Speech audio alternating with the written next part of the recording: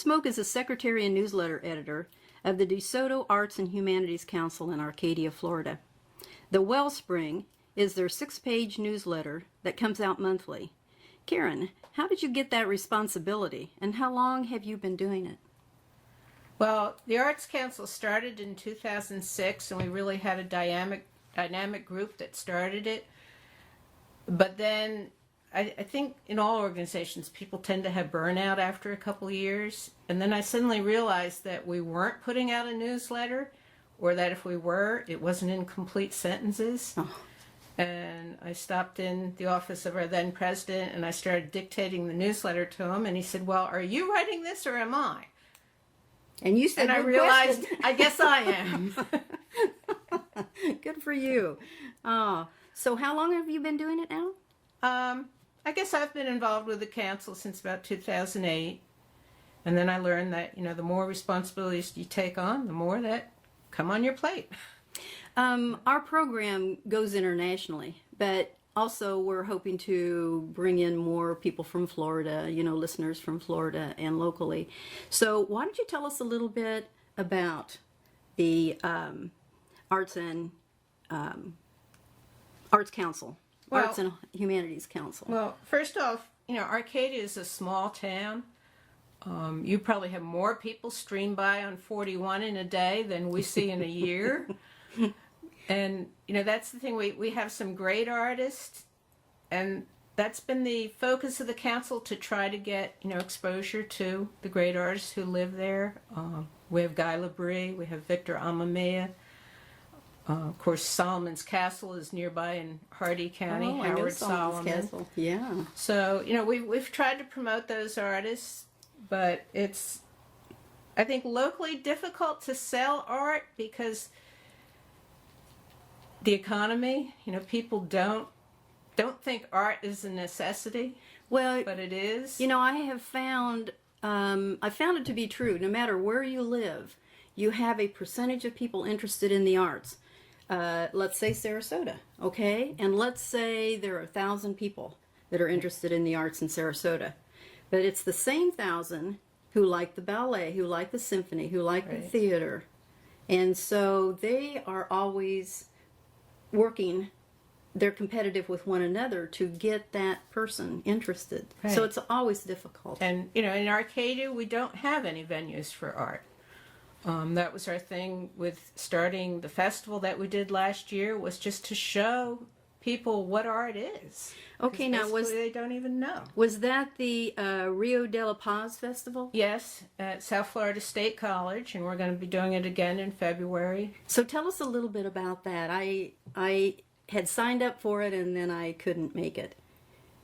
Well, we wanted to have a really nice art show, and we also wanted to theme it with the environment, so we built it as an art and environmental festival. So we started looking around for a venue, and that's the problem. There's not that many places in Arcadia to do things. So we first thought of a festival in a park along the river, but outdoors art isn't, that great. So, and you always depended on the weather. And we looked, there was a building we could have used belonging to one of the local clubs. And we went to look at it, and they said, well, you do realize our air conditioner has been stolen 3 times in the past 2 years. Stolen? Stolen. So I'm like, okay, no art show here. And I, all along, thought about the college, and I thought, that was perfect. And so we really wanted to highlight the college, because it's just a satellite campus of the South Florida State College. They just switched from community college to state college last year. And we really wanted to highlight that and point out that the college is there and what programs it offers, and that it's an excellent first step for children graduating high school to go on and get their education. Right. Okay, that must be the Links to Success summer leadership program that you have? Yes, we got involved in that, and that was a great program too. That was for 7th and 8th graders, just to give them an idea about what career opportunities there are in DeSoto County. We don't have a whole lot, but we have a hospital. There's, So how did this work? You sent out announcements, or? Ashley Kuhn, who's now director of our Chamber of Commerce, she started the Links program, and she just worked with the schools. They identified students that wanted to participate in it. She got sponsors to, fund the whole thing. They did field trips every day. They fed the kids. That was what the sponsorships went to. So was it like a week long? It was a week-long event, and then we did an art project with them, and then had a show at the culmination of the program to, show they did basically like a poster showing what their career path might be. I see. And you could really tell that this was the first time some of them had worked with art materials. It was the first time they had given thought to what they might do in the future. I'm always amazed with my grandchildren and others, 7th, 8th grade, the boy that follows you on this show is a 7th grader, and already he is a piano virtuoso. But one of my questions to him will be, have you thought about college? Because children don't realize that parents don't realize that they need to prepare their children way in advance so that they can think about it. When I went to college and graduated, I thought I would go to Edinburgh College of Art to get my master's. And I had the grades, I had everything, but they didn't accept me. And I thought, well, my goodness, I wonder why they didn't accept me. So I had the money, I went over anyway. Oh my gosh, I got over there just in time for their senior exhibit. It was in 2 buildings over 3 floors. I had no clue that there were so many fields of art. I was unprepared. And so now, with all the children, I'll say, have you thought about that? Need to be looking into that. Can I help you look into that? So I love the idea of the links to success. And I know at the Art of the River show, we had high school art classes come over and tour the show before the official opening. And I think that, for me, was the best part, to show the students the art, and they were just so interested and fascinated in it. And what really amazed me was this was before we had posted the ribbons and all. They gravitated to the best art there. Oh. And, all of a sudden I see them flocking towards one picture, and I'm like, how do they know that's the best picture in here? Yeah, they're drawn. And they were drawn to it. And then all of a sudden, actually they were texting each other and really? flocking over to it. And I said, well, maybe I better go see what's going on. And all of a sudden one of the girls says, did you see the little people? I said, yeah. Was that the title? No. Guy Labrie, in his artwork, he always puts these little 3/8 of an inch tall people, and they'll be, hidden in the picture. And I hadn't mentioned that to them. But then in looking at the picture, all of a sudden, somebody spotted one of them. Oh, yeah. And then they're just looking and spotting them. And being my age now, I wish I could tell all parents, be open to your children and listen to them, because they are more aware than we ever gave them credit for. And I think sometimes people try to push people away from art. But another example that I showed the students, we have a metal sculptor. He's a plumber. When the building industry slowed down, he was out of work because he mainly did new construction plumbing. So he turned to making sculpture out of found objects and, brazing and soldering them to the metal pieces together. And now he's given up on plumbing. He's making his living full time from his art. And that's, what I told the kids, that even if you don't pursue a career in the arts can help you down the road in some way. Yeah, the arts help in so many ways, with their thinking, with their attitude, in subliminal ways that you wouldn't guess. So tell us about Arcadia Village. I notice on your website there are a number of references to Arcadia Village, and then it'll have another name after that. Goes back to us being a homeless organization. We don't have a home. So for meeting places, that's one of the large manufactured home communities in Arcadia. So they let us use their rec halls as meeting places. Oh, okay. And the names that are attached to that, the different names? They're members that, we have groups that... Well, it's not people, it's... It sounds like names of rooms in a hotel. You know, like the Okay, well, there's Renee they, room they or- have two meeting places: the Arcadia Village Cantina and the Arcadia Village Siesta. Okay, yes, Okay, that's what so it is. There's the front and the rear, but that's the names of them. And we have a writers group, a photography group, and a artist group, and they meet regularly. And anyone can come. You don't even have to be a member of the organization. Anyone is welcome to drop in, learn from. Which that's sort of how I got involved. I was putting together a little children's book, and I'd always dabbled in art, but I really hadn't used acrylics much. So I just dropped in one time on the artist group, and I said, "Well, I need a little help here," and one of the members helped me, and then, I saw how the council benefited me, so then I became a member. And I particularly, was interested in writing, so I went to the writers group meetings, and our little local paper put out a call for stringers. So I'm sitting there and I'm saying, well, Sarah, you could write this, and Carol, you could write that. And then I said, well, wait a minute, what could I write? So that's how I started writing a gardening column for our local paper. That's an idea too. I'm sitting here getting all kinds of ideas as I hear you talk. We should have a program where you just reach out and try to find an angel who will fund a building for you. I mean, it wouldn't have to be a multi-million-dollar, auditorium. Well, we've thought about it. The first thing we have to do, we're building our sponsorship base. And the first thing we have to do is figure out how to make our events, such as the event we have coming up in November, the Arcadia Plein Air Paint Out, how to make that make a little money.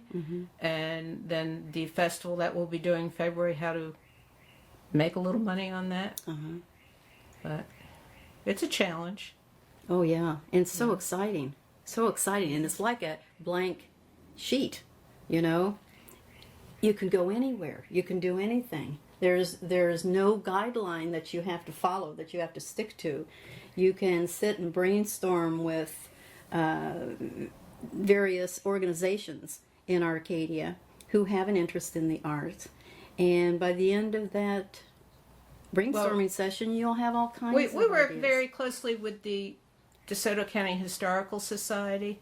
Oh, yeah. And in fact, at our paint out, they're going to be giving walking tours of the historic district, which I think will make it interesting because people that come to see the artists at work will also learn the history of the buildings and the history of our town. Tell us a little bit about Arcadia. What is the population approximately? Well, 40,000 or so, 40? maybe in the whole county. Oh, okay. I won't mention the dismal figures that turn out for city elections. That's okay. I'm not into politics. And we have a large snowbird population. So it swells in the wintertime. So when I drive into Arcadia, what am I going to see? Well, our downtown historic district is really, they've reinvented themselves as an antique shopping district. It's very popular for antique shopping. When we moved to Arcadia, there were only 2 restaurants in town. Now we have 7 and they're all family owned. We have McDonald's out, on the highway, but they're all, good home cooking, family owned restaurants. Oh, yeah. Sweet little artsy boutique kind of places. Yeah, we have a Sounds tea like a room. wonderful day trip.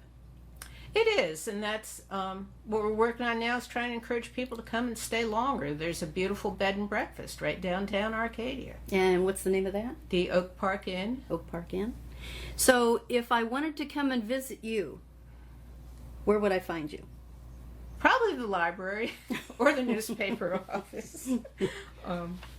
So the Arts and Humanities Council, you don't have an office or a building? No, we don't have an office, which is kind of a drawback. But that's the thing about Arcadia. It's such a small town. Most times you run into somebody, ask, "Where's Karen?" They'll tell you, "Where's Karen?" Yeah. I grew up in a small town in Indiana. We were only about 12,000. And I loved it. Everything was on a northwest grid. Mm-hmm. You know, you went one direction, the streets were all A, B, C, D. You went the other direction, they were all 1, 2, 3, 4. Well, the streets in Arcadia, the east-west streets are named after trees, and the north-south streets are named after the counties in Florida. Oh, and I that see. goes back to the 1800s. That's what. Oh my gosh. So what is Arcadia's oldest experience in your knowledge? In other words, obviously Washington didn't sleep there. No, the town is about 127 years old, I believe. Uh-huh. And it really boomed when the railroad came through, I think in 1886 or 88. And then in 1905, the whole town burnt down. Really? Because it was all made out of wood, and I think there were only 3 buildings left standing. Oh my And gosh. so then A little they Atlanta. passed an ordinance that all new building downtown had to be of brick. Uh-huh. And that's why most of the buildings have the date of 1906 on them, because that was... Oh, I see. It sounds very charming. It is. It's really a beautiful little historic district. Mhm. And the Historical Society has a walking tour booklet that gives you the history of all the buildings. And the thing is to see that, you know, the buildings are being preserved, they are being used, and it was just people coming to Arcadia and saying, this would be a good place, because we are pretty centrally located. Mm-hmm. You know, we're not that far from either coast. We're 50 miles from Sarasota. And, you know, a few antique shops opened, and then a couple more opened, and then a couple closed, and then more opened, and now there's at least 20 shops, and a lot of them are like multi-dealer vendor shops. Mm-hmm. So, and that was the thing, when we came up with the paint out, I said, well, we want to get sponsorship from the downtown merchants. Yes. Because this will benefit them. So that was to raise money for the event. I came up with this advertising brochure and sold ad spaces on the brochure. Let me see your brochure. Which, I know that it's going to be November 16th, and it's called the Arcadia Plein Air Paint Out. right, now plein air is a French term, and Yes. it refers to painting out of doors. And if you just Google plein air, you'll find that there are groups all across the country, all over the world doing it. That's spelled Plein, air, 2 words. And I believe it was in the 1850s that we started learning about plein air. Yeah, it's... So now here it is, it's Saturday, it's November 16th. All these cars are driving into Arcadia. What is it they're going to find there? The artists will come in and... We're going to have artists set up. Basically, the artists come check in between 8 and 10 a.m. Mm-hmm. They have to start with a blank piece of paper or canvas, whatever they're working on. And so we stamp it on the date, verifying that on the back that it was blank. Uh-huh. And then they have until 3 o'clock to paint. And now we're giving them a map with suggested locations, but they can paint anything. You know, some artists might not want to paint architecture, you know, buildings. It's not the easiest thing to paint. So they could just paint like a doorway or a chair with some objects on it. Do you have any vistas there that might interest them? I mean, like, I don't know, I'm thinking like maybe a lake or a woods or, you know, a tree-lined anything. Well, we're trying to keep them mainly in the downtown area to, you know, capture the historic district. There is the Tree of Knowledge. There is a little park Oh, there is. with a Tell lake. us about the Tree of Knowledge. Okay, the Tree of Knowledge it's a little urban park. The tree was originally planted in the 1800s, but then it died, and I think the current one was planted in 1934, but it's really a huge oak.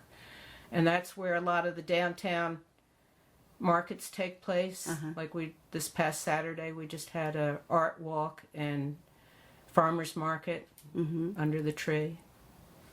It's interesting how towns have things like that. Kokomo, Indiana has a bull.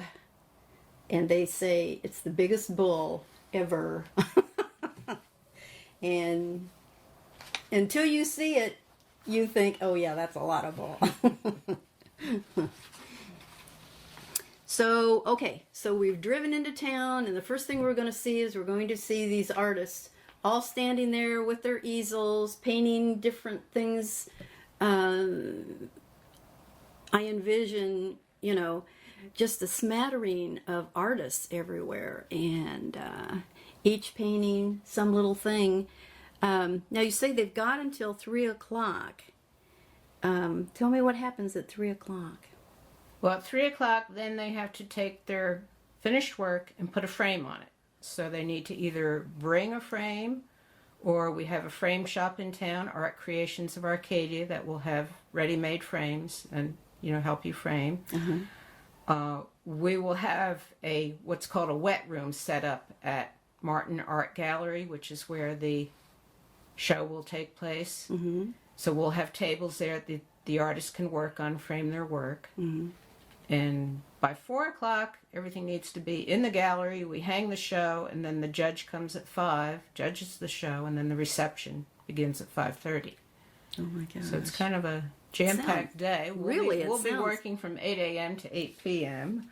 So if I kind of, you know, if I see something that just really appeals to me, would I be able to buy it? Yes, definitely. That's, you know... So I could buy one so fresh the paint wasn't even dry yet. Yes, that's why it's called a wet paint sale. Oh my gosh. If it's oils, it's not going to be It's dry. not going to, is it? I read a book the other day, and the protagonist was an artist, and it said she waited a little while longer so her paints would dry. And I thought, I've waited weeks for oil paints to dry. And now, a lot of artists are a little hesitant about doing plein air painting. So for those artists, we have a workshop 2 weeks before the actual event.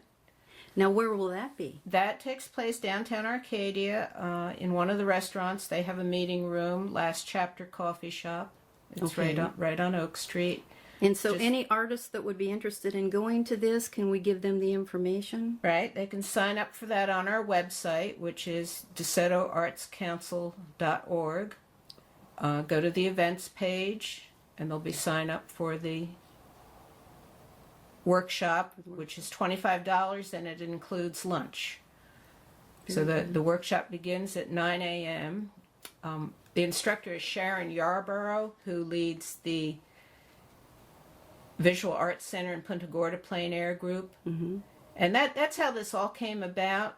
She sent me an email one day saying that her group was going to be painting in Fort Ogden, which is a little community south of Arcadia. And did any one of our artists want to come down? And I think this was last May or so. And I said, well, you know, I'll send the message out and see. And then I said, well, we've talked about doing a plein air event, you know, like to meet you sometime. And we work very closely with the Charlotte Arts and Humanities Council. So we had already set up a meeting to meet with their director, Judy Malbuson, and also the director of the Visual Arts Center, Michelle Valancourt. So I said, well, why don't you come to the meeting we're having next week with Michelle? Well, 3 of our officers went down and met with the 3 of them, and next thing I knew, we were having a plein air festival. Oh my gosh. So this is so exciting. She's going to be the teacher for it, and it'll begin at 9 o'clock. She'll just go over the, you know, how to work in plein air, you know, basically how to, you know, get started, choose your painting and lay it out on the canvas and start painting. And then the group will go outside and work. We're limiting that class to 25 so that she will be able to give, you know, individual instruction. And then at 1 o'clock go back into the restaurant. The registration fee includes lunch, and then after lunch she'll do a little critique session. So, worst case scenario, what happens if it rains? Well, then they could take an out umbrella the window and paint. We also, that's one thing about the Arcadia buildings, the downtown, a lot of the buildings have these wide awnings or overhangs on the front, so you could be under the overhang. We also have one business, the Peddler's Boutique. They're a Vera Bradley store. They've offered, they want an artist set up in the window painting. Oh, how exciting. Oh my gosh. This just, I mean, it just brings to mind beautiful pictures of these artists out there, even in the rain. I can see a picture of all these artists out there with their umbrellas, attached to their easels. Well, we have Sharon and another one of our artists, Becky Van Pelt. They've each painted 4 paintings already. And in fact, the visual arts group is going to be coming up October 21st and painting downtown Arcadia. So we'll have some paintings that are already done beforehand, and but they are all plain art. Right, they're all plain art, and we'll probably be putting some of those on display downtown before the event. Those won't be entered in the competition, but then after the judge competition, and this is one thing, the show and the event all takes place in one day, but the judged competition, those paintings, they may be sold, but we're asking the artist to replace those paintings so that because we're going to leave the show up until January 4th. Oh, I see. So the owner can still take them with them rather than wait until after the show. Right. So that's what we're asking. If, pieces are sold that evening, then each artist has 2 slots. They can replace one of, okay, if a piece is sold. Okay. Huh. Because that's the thing. We definitely want to sell art. Yes. Oh, this is so exciting. We're all going to have to mark our calendars. November 16th is a Saturday. Arcadia is on it's East US 70. Right. Yeah, that's it's if you're coming from Sarasota. It's the intersection of State Road 70 and US 17. 17 runs north and south. We're like 30 miles from Punta Gorda, 50 miles from Sarasota. It's about 100 miles to the east coast. Everybody can Google it on MapQuest. Yeah. It'll take you right there. We've been speaking to Karen Smoke from the DeSoto Arts and Humanities Council in Arcadia, Florida. For more information, you may go to their website at www.desotoartscouncil.org or write them at DeSoto Arts and Humanities Council, P.O. Box 2451, Arcadia, Florida 34265.